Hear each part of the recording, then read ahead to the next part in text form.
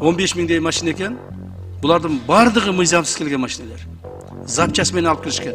Башы bir машиненики, ортосы bir машиненики, аяғы башқа машиненики.